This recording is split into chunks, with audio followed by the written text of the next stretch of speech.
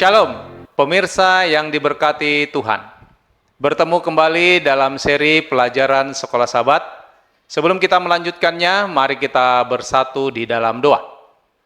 Bapa yang di surga, terima kasih Tuhan, oleh karena saat ini Tuhan masih memberikan kesempatan kepada kami untuk bertemu kembali dalam mempelajari pelajaran Sekolah Sabat. Biarlah kiranya kuasa Roh Kudus Tuhan yang mengurapi hati pikiran kami, agar kami boleh memahami pelajaran ini dengan sebaik-baiknya. Inilah dua permohonan kami Bapa, ampunilah kami dari segala dosa kesalahan kami, dalam nama Tuhan Yesus kami berdoa. Amin.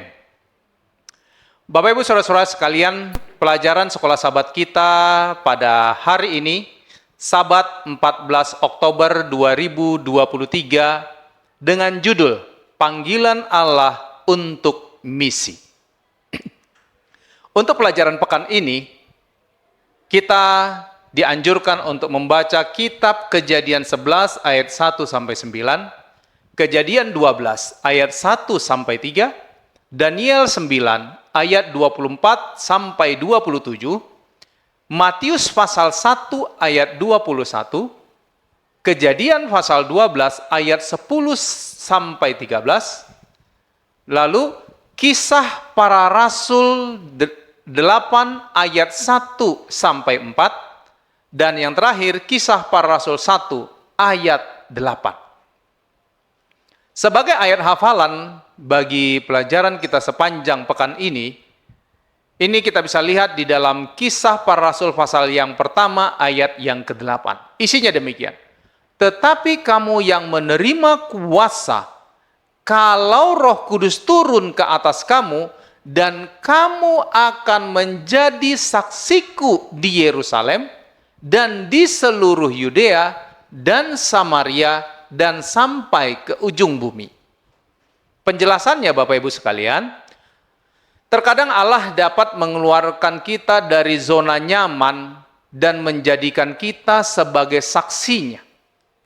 Kadang-kadang perubahan ini bisa digunakan untuk menyelesaikan tujuan-tujuannya.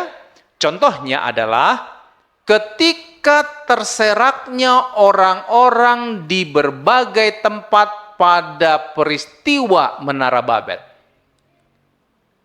Terseraknya mereka ini adalah satu cara untuk memenuhi kembali bumi ini.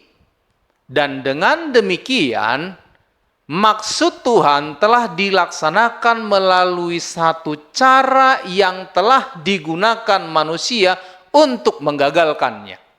Ini kita bisa lihat penjelasannya di dalam Ellen G. White, buku Alfa dan Omega, jilid 1, halaman 132. Bapak Ibu Saudara-saudaraku, sementara itu Abraham keluar dari negerinya sendiri ke tempat yang lain. Ini kita bisa lihat di dalam Kejadian pasal 12. Sebagai satu alat bagi Tuhan untuk bersaksi. Murid-murid Yesus beralih dari yang tadinya bekerja hanya bagi bangsa mereka sendiri. Ini kita bisa lihat di dalam Kisah Para Rasul pasal yang 3. Sekarang mereka justru bekerja bagi bangsa lain juga. Kisah Para Rasul 8 ayat 1-4. Dalam Kisah Para Rasul 1 ayat 8, Bapak Ibu sekalian, Yesus di sini meletakkan satu prinsip penginjilan. Mereka dikatakan harus memulai dari tempat di mana mereka berada, yaitu Yerusalem dan Yudea, dan kemudian mereka pergi ke Samaria, dan pada akhirnya sampai ke ujung bumi. Tetapi kalaupun kita tidak meninggalkan negeri kita, Bapak Ibu sekalian, Allah tetap menginginkan kita untuk menjangkau orang-orang yang ada di sekeliling kita.